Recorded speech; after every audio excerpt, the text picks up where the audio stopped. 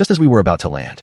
We lost all contact with the control tower. The runway was swarming with biting zombies. We had less than 30 minutes of fuel left. Someone was frantically trying to open the cabin door. Others were trying to stop them. As the captain, I had to lead 47 passengers. We had to find a way to survive in a fallen city. But what waited outside the plane was a choice worse than death. I will never forget that afternoon. Seagate control tower went silent at 3:17 p.m. The co-pilot's face turned pale. Through the cockpit window, I saw movement on the runway. It wasn't a ground vehicle. It was a crowd of figures tearing each other apart. The altimeter showed 800 feet. The fuel gauge made my heart sink. When I heard the first scream from the cabin, I knew. Seagate Tower, this is flight HC 327. Leo's voice was trembling. I am Marcus, 35 years old. I have flown from Cloud River to Seagate for 7 years. In 7 years, I have never lost contact like this. Switched to 121.5. I grabbed the radio. It was the emergency frequency that all aircraft monitor. To all units, this is flight HC 327. Altitude dropping through 5,000. Leo was breaking into a cold sweat. Approach and ground frequencies. Tried them all. I checked the instruments. Look down there. Leo pointed to the right. Through the thin clouds, the outline of Seagate became clear.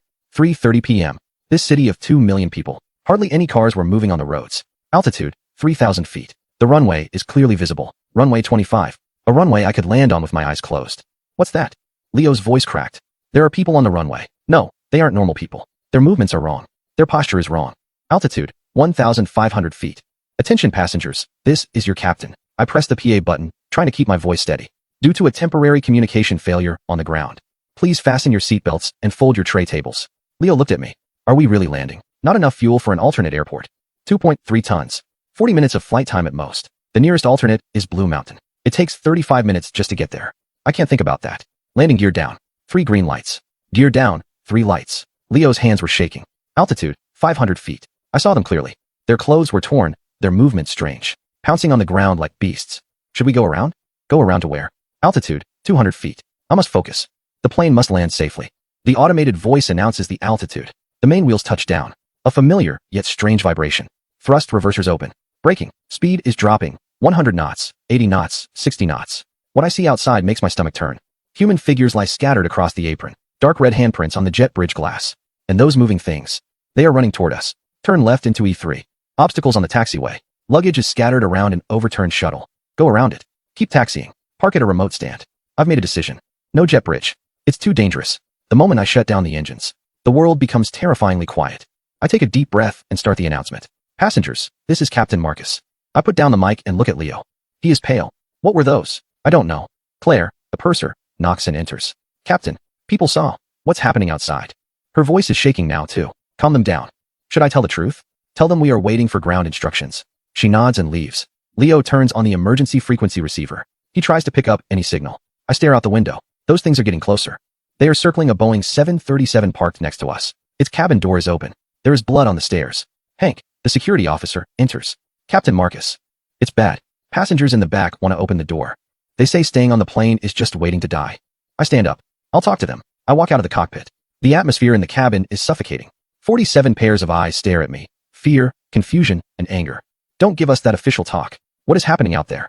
Mr. Silas, please calm down. Calm down. He points out the window. Look at those things. Everyone looks outside. One of the infected is on the 737's wing. It is biting something. It's too far to see, but the movement. That posture is not human. A woman in the back starts crying. We have to leave. Silas shouts. Fly the plane. I have to tell the truth. We don't have enough fuel. The cabin goes deathly silent. There are 2.3 tons left. Only enough for 40 minutes of flight. What do we do? I point 200 meters out the window. Then go refuel. There are 20. I pause. The atmosphere grows heavy at the thought of them. No, I say. We will find a way. The doors are locked. They can't get in. Claire walks over. Captain, we're receiving a signal. I hurry back to the cockpit. Leo points to the screen. The ACARS system. The message is brief. Safe zone established on Emerald Islet. It's 120 nautical miles. We need at least 3.5 tons of fuel. We only have 2.3 tons. I try calling back, but there's no response. Leo says, it might be an automated broadcast. The setting sun turns the tarmac blood red. The shadows of the infected stretch across the ground. Leo, calculate the exact fuel consumption. He nods and starts marking the flight chart. I stare at the fuel tanker outside. It's so close, yet it feels worlds away. I'm getting off this plane. Staying here is a death sentence. I know the real test has just begun. When survival becomes the only goal. I look at my family photo in the cockpit. Is Cloud River also? I must keep these people alive. Even if there is only a sliver of hope. The temperature in the cabin begins to rise. Without the engines, the air conditioning has stopped. An hour later, People were already starting to sweat. Can't we open the door for some fresh air? A woman in 28B fanned herself with her boarding pass. No. I stepped out of the cockpit.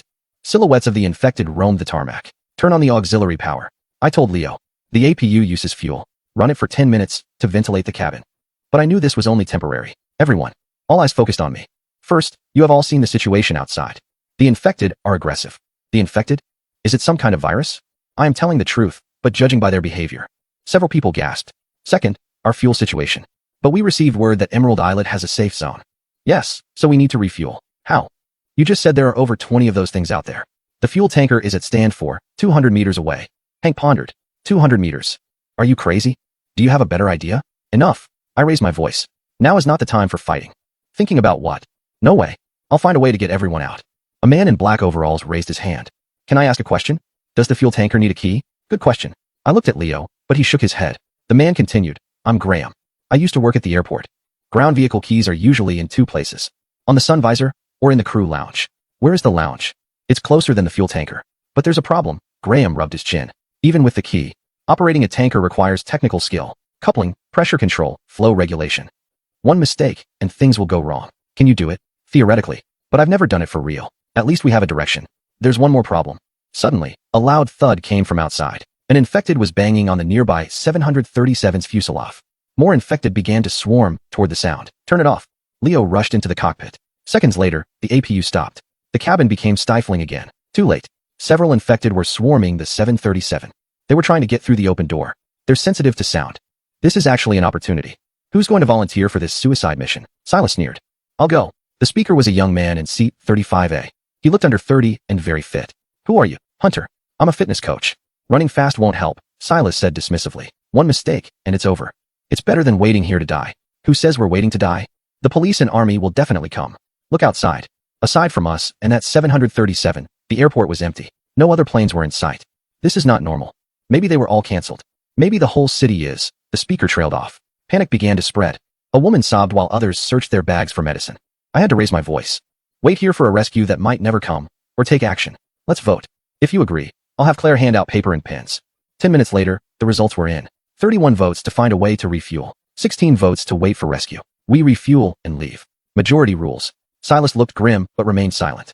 Now, who is willing to go out with me? As soon as I finished, Leo was the first to stand up. I'll go. No, you need to stay in the cockpit. Then I'll go. Count me in. Hunter, Hank, and Graham volunteered. Too many people will make us an easy target. That makes sense. Hank said, Marcus and Graham will go get the keys. Why do you get to decide? Because we are the ones willing to risk our lives. I stared at him. If you don't trust us, go do it yourself. Silas shut up immediately. We need weapons. There are no weapons on board, but there are tools. Claire found metal brackets from the food carts. I grabbed a fire axe from the cockpit. How will we stay in contact? Leo pulled out an emergency flashlight. 3 short, 3 long, 3 short. The sun was setting low. The shadows of the infected stretched longer. They looked like the tentacles of a nightmare. We'll leave through the cargo door. It's under the fuselage, hidden from the cabin. Before we left, Claire handed me a bottle of water. We'll be back. Honestly, I wasn't sure, but I had to show confidence. On the way to the cargo hold, the passengers' stares felt like needles. Some looked hopeful, some doubtful, and some afraid. A little girl held her mother's hand. Is he going to fight monsters? Her mother covered her mouth and cried. We reached the cargo door. Hank went down first with professional movements. Hunter followed. Graham was clearly nervous. His legs were shaking. I patted his shoulder. The moment we stepped out, a foul stench hit us. I fought the urge to gag. Most of the infected were gathered near the terminal. We were safe for now. Hank gestured to follow the plan. He and Hunter went right toward the 737. Graham and I went left, staying close to the fuselage. There were dark stains on the tarmac. It was blood. 50 meters. 100 meters. The ground crew lounge was ahead. The door was ajar. It was going too smoothly, which made me uneasy. A metallic clanging came from Hank's side. They were making noise. Sure enough, the wandering infected were lured away. They stumbled toward the source of the sound. This was our chance. I froze the moment I pushed the door open. Someone was inside. His exposed skin was an eerie grayish white. The body moved. He wasn't a zombie. He was still breathing. Help me. The bleeding had stopped, but the wound was festering. What? He coughed violently, spitting up blood. Where? The control tower? That's at least 500 meters away across the main runway. Graham and I looked at each other. Leaving him behind would weigh on our conscience. Graham picked up a set of keys. They were for some kind of vehicle. We turned to leave. Please. Ben struggled to crawl up, begging us. The infection was spreading. He knew what he was becoming. I gripped my fire axe. Ben's desperate cries echoed behind us. Outside the lounge, Hank and the others were still making noise. There were already over a dozen of them. I signaled with my flashlight. Hank saw it and began to retreat with Hunter. One of them was incredibly fast. It nearly pounced on Hunter. Hank shoved Hunter aside and was tackled instead. His scream tore through the twilight. The infected tore into him as blood sprayed everywhere. Hunter tried to save him, but was blocked by more of them. Run! We didn't care about being quiet anymore. The three of us ran for our lives. Behind us were the roars of the infected and Hank's fading screams. We rushed up the stairs. Graham was the first into the cabin. Hunter was second, and I was last. As the door was closing, a pale hand reached in. I hacked it off with my axe. The severed hand fell to the floor, still twitching. The door locked. We were safe. The cabin was deathly silent. Where's Hank? Someone gasped. Another began to cry. I told you people would die. Hunter stood up abruptly and grabbed him by the collar. Enough. Did you get the keys? Dead silence again. The control tower was 500 meters across the runway. Everyone just saw Hank die. No one wanted to take another risk. No. Graham suddenly spoke. I remember. Everyone looked at him. We still have to go to the control tower. Yes. It was completely dark. Outside. Rest for tonight. No one objected. Everyone was exhausted, physically and mentally. Claire began distributing the remaining food and water. Supplies on the plane are limited. Save them. 2 days. We'll all die here. I went back to the cockpit and looked at the dark runway. Somewhere, the outline of the control tower was barely visible. Captain Leo handed me a sandwich. Eat something. I took it, but I had no appetite. What do you think is happening out there? Don't think too much. Maybe the whole country, even the whole world, is going through the same disaster. If so, is Emerald Islet really safe? One step at a time. Outside the window, one of the infected crashed into the landing gear. 3 a.m. Rear cabin, Silas and a few others huddle together. Their voices are low but intense. Hank is already dead. I get up and walk over. Silas turns around, his eyes bloodshot. What are you talking about? A real way out of here. I'm listening. He takes a deep breath. We think. Are you crazy? Hunter wakes up. Those things are everywhere outside. It's not safe here either. They'll find a way and eventually. What about food and water? 2 days at most. We split up. Silas looks at his followers. Those willing to come with me. This isn't just waiting to die. But someone has to go out and face death. Silas sneers. Will it be you? I can't argue with that. Listen, everyone. What are you doing in the middle of the night? Trying to survive. Gradually, everyone wakes up. 2 choices lie before us. I think Silas is right. A middle-aged man stands up. Instead of dying trapped here, fight for what? Hunter retorts. Look at what happened to Hank. Do you have a better plan? The argument grows more intense. I have to step in. It's the middle of the night. Even if we leave, we must wait for dawn. They can see better in the daylight. At least we will be able to see clearly, too. The 2 groups face off. Suddenly, a soft voice speaks up. It is a young girl, a recent graduate. What are we voting on? If the majority agrees Silas should leave, then open the door. Otherwise, it is false imprisonment. The atmosphere tenses instantly. This isn't imprisonment. Whose safety are you worried about? Silas approaches me. Yours? Or those cowards? A burly man, a friend of Hank's, steps forward. Don't forget, Hank died saving people. Then he was a fool. What did you say? Hunter clenches his fists. I'm just telling the truth. Silas refuses to back down. In this situation, talking about sacrifice is just stupid. People like you. He looks at me. Silas, I say, trying to stay calm. If you insist on leaving, I won't stop you after dawn. He sneers. You're the ones hindering our survival. Survival? With all due respect, Silas, do you know how many of the infected are out there? Do you know their behavior patterns? I don't, but at least the plane provides temporary protection. Silas scoffs at the word. So you admit it's only temporary. Temporary is better than suicide. Who says it's suicide? Silas turns to the others. Everyone, I'm a businessman. I don't take bad risks. I've watched them. Those things have a pattern. It's possible to avoid them. You're drawing conclusions after only a few hours? It's still better than doing nothing. I notice 7 or 8 people are clearly siding with Silas. They are mostly young men, plus 2 women. Listen, I suggest we all calm down. At dawn, if Silas still insists on leaving, I will open the cargo door for you. However, why? Silas thinks for a moment. Fine, but I have conditions. We're taking a portion of the food and water. Claire objects immediately. We barely have enough. That's our share. Silas argues. You lose your share once you leave. Based on what? I raise my hand to stop them. Silas. The supplies on the plane are limited anyway. He thinks for a second. Fair point. Then I want you to distract those things for us. What? You need to make some noise from the plane. Draw them over, and we'll leave from the other side. You're using us as bait? It's mutually beneficial. Silas shrugs. Aren't you going to the control tower anyway? It's on the way. Truly a businessman, always calculating. I refuse. Then we're leaving right now. Silas threatens, now. He walks toward the rear hatch. Wait. Silas's men surround them. The scene turns chaotic. Stop it. At row 28, Silas's men are tearing up the seats. They want to smash open the hatch. Crazy. You're all crazy. The other passengers retreat in fear. A child starts crying. Suddenly, everyone goes silent. The infected outside were drawn by the noise. Through the window, at least 5 or 6 of them are slamming into the plane.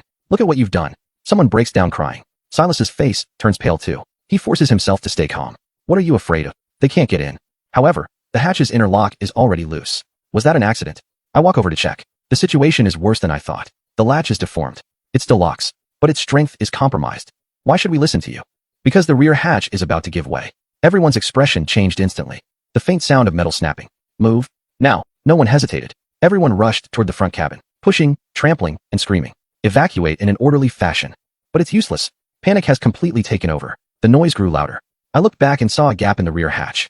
A pale hand reached inside. Piercing screams filled the air. I grabbed a fire axe and charged. I hacked down with the axe. But the gap remained. More hands were reaching in. Leo, close the isolation door. I shouted. The 747 has a cabin isolation system. Leo reacted quickly and pressed the emergency button. The fire door began to slide down. Faster. The door was halfway down when an infected's head squeezed through. A rotting face with hollow eyes and bared teeth. I swung the axe again. Its skull split, and brain matter splattered. Finally, the isolation door closed completely. But the rear cabin is lost. Our living space is down by a third. This is all your fault. If you hadn't insisted on opening that door. What now? Will those things get inside? Panic, anger, and despair filled the air. Silas was panicking, but he still tried to make excuses. Shut up. Everyone looked at me. Cause more trouble, and I'll throw you to the infected myself. He wanted to argue. But then he saw my bloody fire axe. He swallowed his words. Graham, how long will the door hold? It's fire rated for 4 hours. Claire, recount the people and supplies. Hunter, get some strong guys together. Take turns guarding the door. Leo, keep trying to contact the outside. Understood. Order slowly returned as everyone got to work. But I knew. The conflict had already torn this group apart. Trust was gone. When survival is the only goal. 5 a.m. The sky began to brighten. The door was still being pounded. But it held for now. I stood in the cockpit, looking at the control tower. I have to go. Not for everyone, but for those who still believe in me. Graham walked over. I have a plan. Use the APU noise to lure the infected to the tail. Then we exit through the front cargo hold. The tail is already compromised. They will swarm the isolation door. We'll leave from the front. That makes sense. I know. I'll go. Leo said, I'm going with you. I'm coming too. I looked at those who still believed in me and supported me. Thank you. But we can't have too many. Leo and I are enough. Using my authority as captain, I said, Hunter, you are in charge of security here. Graham, you guide us remotely. They wanted to argue, but finally nodded. Dawn broke. The banging on the isolation door continued. It sounded like a countdown. At 6 a.m., it was bright enough to see the apron clearly. It was worse than I imagined. Last night's noise attracted even more of them. There were at least 30 infected. Most were gathered at the tail, frantically hitting the damaged rear door. APU started. The auxiliary power roared. It worked. The infected were drawn to the sound. More swarmed toward the tail. The area ahead is relatively clear. Leo and I quickly check our gear. Graham hands me a hand-drawn map. The layout of the control tower. He lowers his voice. If you encounter survivors, one more person means one more risk. Use your discretion. Before we leave, Claire hands me 2 bottles of water. Come back alive. The front cargo door opens slowly. The morning breeze smells of rot. We move quickly along the fuselage. The tower is to the northwest, 500 meters away. Nowhere to hide. We use service vehicles and luggage carts for cover. 50 meters. Everything is going smoothly. 100 meters. Leo suddenly pulls me back. An infected is wandering ahead. It was ground crew once. Its orange vest is torn, revealing rotten skin. We can't go around it. We must take it out. I grip the fire axe and approach. Its back is to us. It seems to be eating something. 3 meters. I raise the axe. Just then, it suddenly turns around. Its rotting face is right in front of me. It's chewing on a piece of unidentifiable meat. No time to think. I swing the axe down. A direct hit to the skull. It falls, twitches, and stops moving. 200 meters. 5 or 6 of the infected are gathered near a shuttle bus. Taking a detour will add another 100 meters to our trip. We are almost at the edge of the runway. We must cross the runway to reach the control tower. The runway is 45 meters wide with no cover at all. If we are spotted, we are dead. Leo points to the right. A small plane is parked in the maintenance area. A Gulfstream G650 business jet. Let's go around that way. We move quickly to the side of the jet. The cabin door is open. We approach carefully. Someone's alive. Leo and I look at each other. Should we go inside? I push the door open and gasp at the sight. There is blood everywhere. A sound comes from the cockpit. A pilot is slumped in his seat. His legs are gone from the knees down. A tourniquet is tied to his thighs, but blood is still seeping out. I give him water. He drinks greedily, then coughs violently. Thank you, he rasps. His voice sounds like a broken bellows. Yesterday morning. He says breathlessly. The boss wanted to leave. The others? All dead. Or turned into. He points outside. Your legs? His skin is already turning gray. Please. He grabs my hand. End it for me. Not this request again. Tears stream from his cloudy eyes. I grip the axe tightly. Thank you. He closed his eyes. I raised the axe. It came down. Quick and clean. His expression became peaceful. Let's go. Leo patted my shoulder. We left the business jet and moved forward. We were about to cross runway 7. We lay at the edge of the runway, observing. Then we sprinted. The 45-meter runway felt like 450 meters. My heart pounded, and my breathing grew heavy. We finally reached the other side. The control tower was right there. An 8-story building. The main door was locked tight. The side door. Graham said there's a staff entrance. Found it. The moment I pushed it open, a foul stench hit us. Bodies were scattered all over the lobby. Some in uniforms, some in plain clothes. They looked like they had been dead for a while. Careful. He was right to be cautious. These bodies could reanimate at any moment. We stayed close to the wall. We passed the duty room. The scene inside was even worse. A fierce struggle must have happened here. Tables were overturned, and computer screens were shattered. Blood was splattered across the walls. Don't look. We reached the second floor. The control room door was open. Except for a few overturned chairs. Everything looked ready for work. The radar was spinning, and the screens were still lit. But there were no plane signals. The backup power is still running. Leo, check where the equipment keys are. They should be. He searched and found them. A set of keys labeled ground vehicles. Perfect. We returned to the first floor and found the basement stairs. It was pitch black. Our flashlight beams were weak in the darkness. Every step felt like walking into an abyss. The basement was huge, filled with pipes and machinery. The generator room was at the very end. I had a bad feeling. The light hit an infected crouching in the corner. Hearing us, it slowly turned its head. It was a controller. His badge was still on. It stood up, swaying unsteadily. Then it suddenly charged. Leo reacted quickly and jabbed his crowbar forward. It hit the infected right in the chest. I buried my axe in its head. It fell. The generator is over there. It was a massive diesel generator unit. Do you remember the startup procedure? I remember. Leo began checking the oil level, opening the pump, and preheating. Boom. The airport lights flickered on instantly. Success. But our joy lasted only seconds. Footsteps, thuds, and roars. The lights alerted all the infected. We rushed out of the generator room. 3 of the infected were blocking the stairs. No way back. This way. Leo found another exit. He pushed open an emergency door. It was a ramp to the ground. But the exit was right next to the main runway. The roars behind us grew closer. We burst out onto the surface. The sun was blinding. On the runway, at least 20 infected were charging at us. Run to the plane. 500 meters never felt so far. Leo was running ahead. Suddenly, he tripped. An infected lunged from the side. It bit his arm. Ah! He screamed, smashing it with his club. I rushed over and killed the infected with my axe. But there was no time to think. Keep running. They are getting closer. 50 meters. The plane was right there. Open the door. The cargo door opened. Hunter and Graham were there to help. Leo, get up first. An infected pounced. The axe sweeps another away. Ruefei finally climbs the ramp. Hands slam against the door as it shuts. Safe. Leo. Claire sees his wound. I'm fine. Everyone stares at his arm. Leo tries to speak. Bandage it first. Claire brings the medical kit. But we know it's just buying time. Is the generator started? Graham asks. I'll handle the remote fueling. The fueling system is online. Fueling. As time. The progress bar moves slowly. How long? 30 minutes. He leans back, sweating. You'll be fine. He smiles bitterly. I'm a pilot. His arm is already changing color. How much longer? And then what? He looks at me. When it's time, let me out. He is firm. I don't want to become one of those things. And I don't want to hurt you. The cabin goes silent. Someone is sobbing. Even Silas is quiet. Refueling has begun. The fuel gauge starts to rise. Leo's condition is worsening fast. The gray color has reached his shoulders. He has a fever. He is delirious. Claire wipes his sweat with a wet towel. The others keep their distance. Will he turn suddenly? It shouldn't be that fast. Fuel gauge, 2.8 tons. He can't hold on anymore. Leo's breathing quickens. His eyes are bloodshot. Everyone get back. I shout, and everyone retreats in a panic. Leo struggles to stand. I need to go out. Wait a little longer. I hold him. His voice is hoarse and low. Suddenly, he shoves me away. His strength is incredible. Go away. It doesn't sound like him anymore. His eyes have turned completely gray. The transformation is starting. Quick. Hank's friend rushes over to help me restrain him. Leo struggles wildly. His strength is increasing. Throw him out. No. I roar back. It's full of the infected out there. Then what? He's turning. Leo's skin has turned completely gray. His nails are growing long and black. Graham yells, put him in the cargo hold. We work together to drag him toward the cargo hold. He fights back wildly, scratching Hunter's arm. Damn it. We finally push him into the cargo hold. The moment the door slams shut. Hunter, your wound. It's just a scratch. But no one can be sure. Can a scratch spread the infection? Quarantine him. What? He might be infected. It's just a scratch. Who knows? Silas looks at the others. Are you willing to risk it? The crowd starts to panic. A middle-aged woman becomes hysterical. Liars. Hank is dead. More people start shouting accusations. Some are crying, others are cursing. Some sit on the floor in total despair. Hunter stands in the center and rips open his shirt. 3 bloody marks. Not deep, but terrifying. You're right. I might be infected, he says calmly. I volunteer to be quarantined. Just give me a corner. Hunter, you don't have to do this, I say. It's necessary, he interrupts. For everyone's safety. He walks to a corner of the cabin and sits down. 2 hours, he says. If I'm fine after 2 hours, it means scratches don't cause infection. If something happens. Those words again. The banging in the cargo hold grows louder. Leo.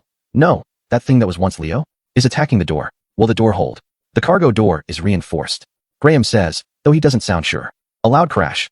Everyone gasps in fear. Hurry up. But the fueling speed is fixed. Bang. The dent in the door is getting worse. It's going to break. People start grabbing life jackets, even though they are useless on land. Others search for weapons, cutlery, fire extinguishers, anything useful. Some even kneel and pray. Silas and his men huddle together. 3.4 tons. Prepare for takeoff. I rush to the cockpit, but Leo isn't there. Who will be the co-pilot? I'll do it. You can fly a plane? I know the theory. There is no other choice. Silas rushes in. What about Hunter? I look back. Hunter is still sitting in the corner. It has been 20 minutes since he isolated himself. Take him with us. Are you crazy? Silas stares. He might be infected. It's not certain.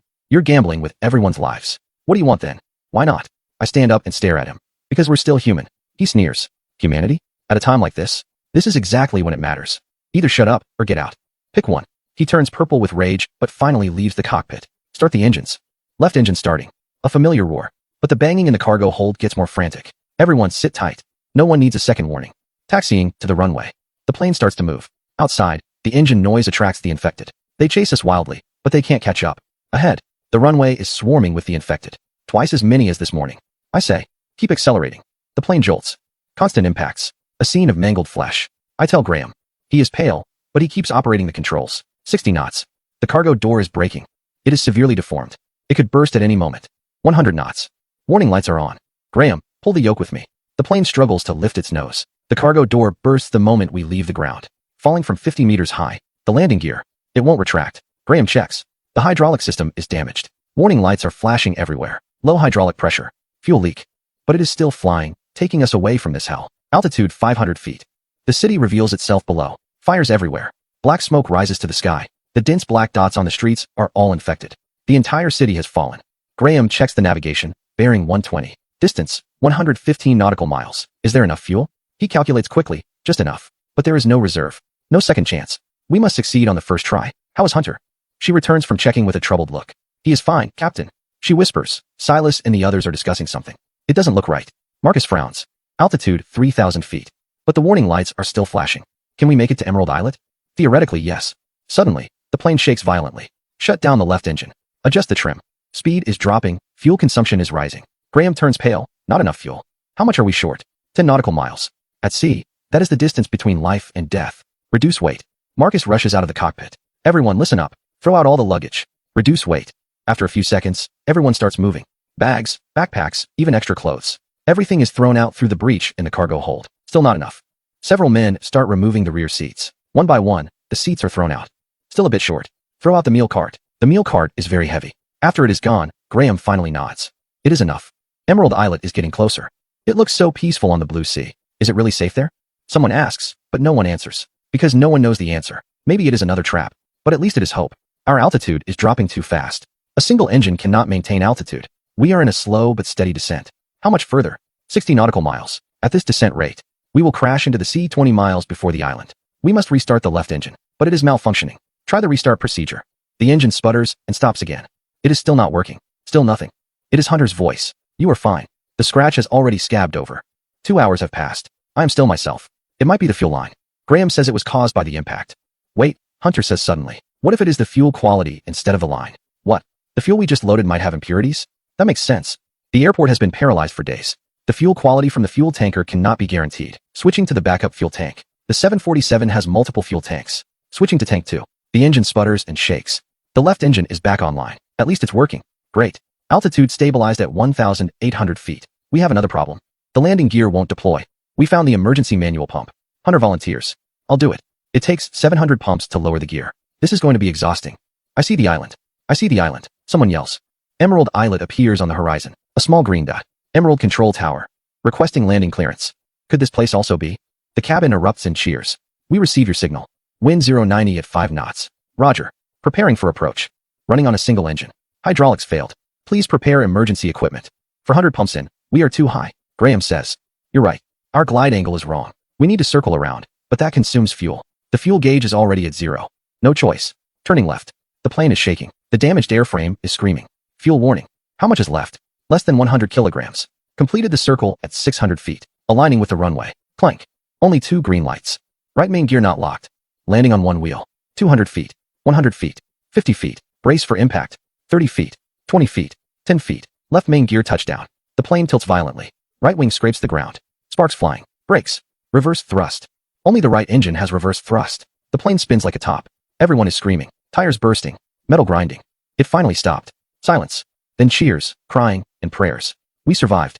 Evacuate in an orderly manner. Emergency slides deployed. sliding down one by one. People in hazmat suits are waiting on the ground. Welcome to Emerald Islet. A voice comes from inside a hazmat suit. You are safe now. Safe. Is it true? I am the last to leave the plane. Looking back at this battered 747. Dents and bloodstains on the fuselage. A broken cargo door. Blown out tires. It carried us out of hell. We are taken to a makeshift quarantine zone. Standard procedure. There are beds in the tents. There is food and water. It is simple, but tell us, it is heaven. How many survivors are here? I ask.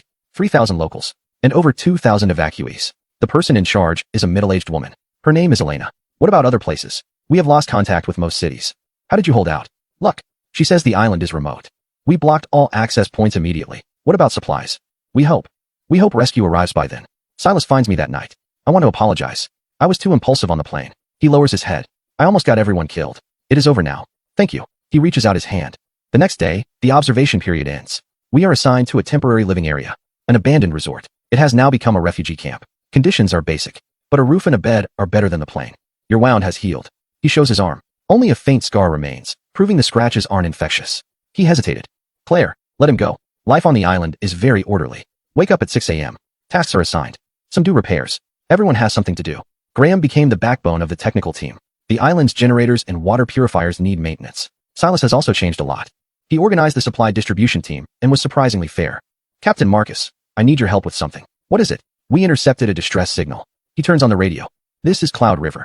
Survivors requesting help. At least 200 people are at the downtown broadcasting center. 200 people. But his expression is grim. The situation in Cloud River is terrible. How bad? At least 100,000 of the infected. Marcus asked. Then why tell me? Because. She hesitated. What? If it were your family. I'm going. It's too dangerous. They're my family. I understand, but. Then I'm going too. Hunter and I are coming with you. Claire, count me in. More people stepped forward, even Silas. You're all crazy. Elena couldn't believe it. She looked at everyone. Thank you, but I can't allow this. Elena looked at us. I'll give you a helicopter. Just one. The only one on the island. And me, 171. It holds 20 people. One chance. When? Tomorrow morning. That night, I studied the map. The broadcasting center is in the city center. It's surrounded by skyscrapers. The helicopter can land on the roof. But from the roof to the interior, how many of the infected are in between? No one knows.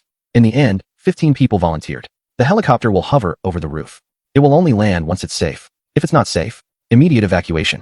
No one disagreed. Even Graham knew the risks. Takeoff is at 4 a.m. It's still dark. The helicopter roars, echoing loudly over the silent sea. Flight time, 45 minutes. Fires are everywhere. Someone points to the ground. A massive, dark crowd. A swarm of the infected, moving slowly. Tens of thousands, like a colony of ants. No one can look away. This is the end of the world. Cloud River comes into view. The bustling city is now a ruin.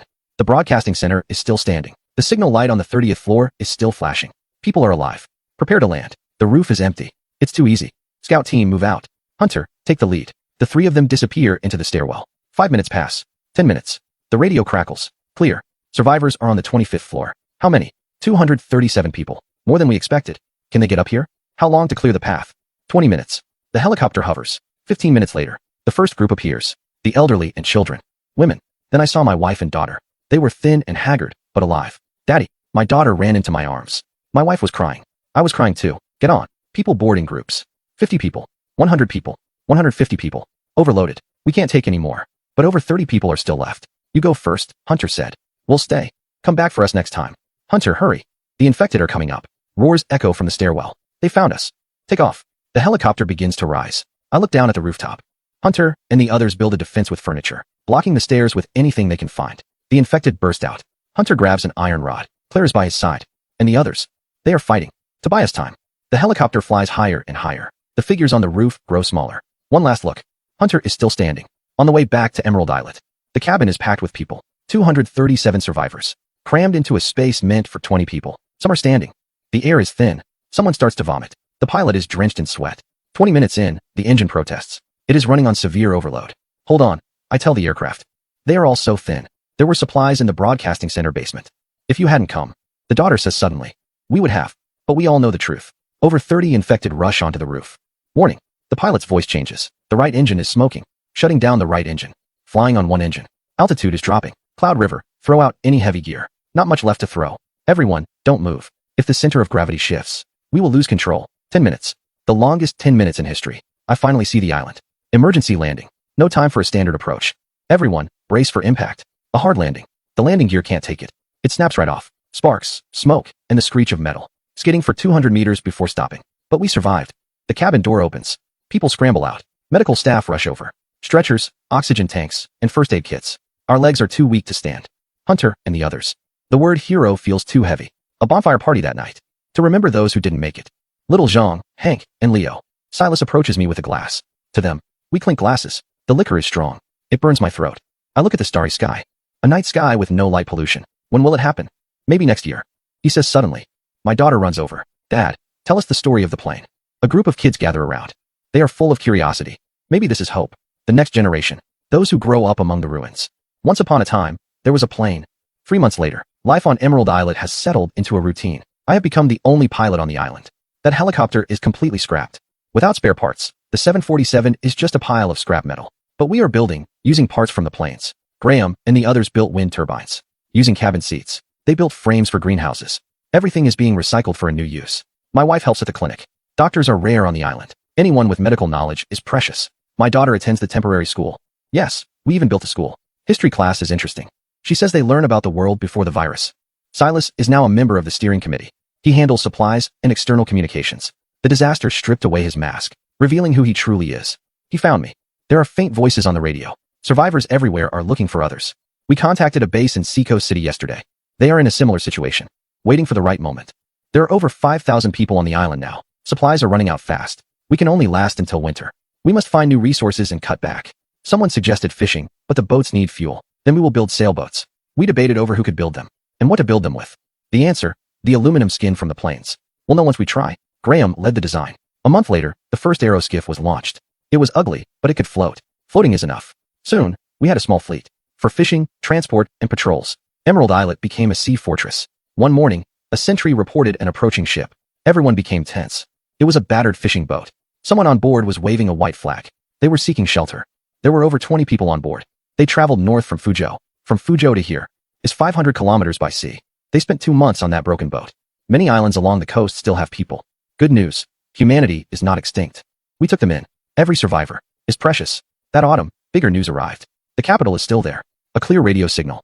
The capital is still functioning. Order still exists. How much longer will it take? But this is hope.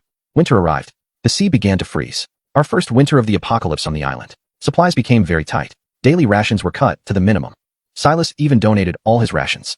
I'm big enough to handle it. Dad, I'm hungry. My daughter never complained. I gave my dinner to her. Aren't you eating? Dad's not hungry. Let's share. An 8-year-old child. The disaster made children grow up too fast. I don't know if that is a good thing. At the coldest, it was 20 degrees below zero. Everyone huddled together for warmth. We depend on each other, but people got sick. With medicine scarce, we relied on our own immunity. Some elderly people didn't make it. We gave them sea burials. Let the ocean take them. Next year will be better. Elena said at the funeral. Otherwise, how can we go on? Spring finally arrived. The ice melted, and the first vegetables sprouted. Green buds appeared in the greenhouse. Life is so resilient. Dad, look, my daughter pulled me over. The tomatoes she planted in a pot were blooming. Tiny yellow flowers blooming amidst the ruins. I patted her head. New reports kept coming in. Survivor bases everywhere are expanding. Some places even started clearing the cities. The number of the infected is decreasing. They can starve to death, too. They can't last long without food. Back at John Jing's house, an emergency signal was received. The radio operator rushed in. There are survivors in Cloud River. Cloud River again. In the suburban industrial zone. How have they survived until now?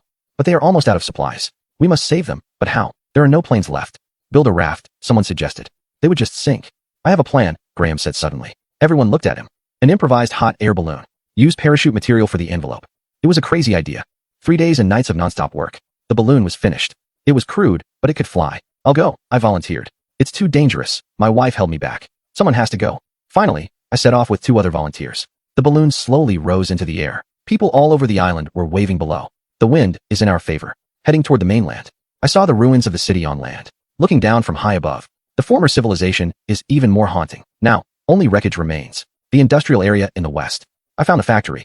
Someone is waving a flag on the roof. They're alive. They're still alive. I can't control it precisely. It landed in the field by the factory. The infected immediately surrounded it. Quick. The survivors are rushing toward the balloon. They fled all the way here. Claire is here too. Her eyes are still just as determined. Quick, get in. They climb into the basket one by one. It's severely overloaded. It won't lift. Someone must stay behind. I'll stay, Hunter said without hesitation. No, I'll stay. Go first. Captain, this is fate. I jumped out of the basket. The balloon immediately began to rise. We'll come back for you, Hunter shouted. I waved as the balloon flew higher and higher. It flew further away. The infected closed in. I grabbed a metal rod. If this is the end, at least I'll die standing. The first infected pounced. The second, the third. Gunshots. Rapid fire. The infected fell one by one. A squad in camouflage rushed over. The military? It's the military. Are you alright? The officer asked. I'm fine. Who are you? East China Military Search and Rescue. Cloud River. How are the other places? They're slowly recovering. There is still half a year until the end of the year. How is the situation on Emerald Islet? You have done well. We will send supplies there regularly. He looked at the distant city where the smoke had cleared. It revealed a broken silhouette. Reconstruction will take generations of effort. The hardest times are over. A military ship took me back to Emerald Islet. I saw more hope along the way. Clean ports and reopened docks. Some places even started repairing the power grid. Civilization is reborn from the ruins. Back on the island, my daughter ran into my arms. Dad, you're back. I'm back. My wife was crying. They were tears of joy. That night, a grand bonfire party was held on the island. This time, it was a real celebration. Hunter and Claire were surrounded by the crowd. Silas was drunk. Elena announced a big decision. Starting tomorrow, we are preparing to return to the mainland. Not everyone, just volunteers. To go back and help with the reconstruction. I'll volunteer. Me too, said Claire. Count me in. And me? Are you going? My wife asked. I am a pilot. She understood. Then we'll go together. My daughter hugged my leg. Daddy, where are you going? The next day, the first boat back to the mainland departed. 100 people with tools and seeds. I stood at the bow with hope, watching Emerald Islet fade into the distance. This place sheltered us. This will always be our second home, I said. The boat sailed toward the mainland. The rising sun turned the sea to gold. I remembered my first flight. The instructor said a pilot's duty is to deliver passengers safely to their destination, not just to Seagate, but to tomorrow, to a hopeful tomorrow. My daughter held my hand. Daddy, will there be planes again? Will you still fly them? Yes. Will you take me with you? One day, we will fly again. We will fly freely in a clear sky.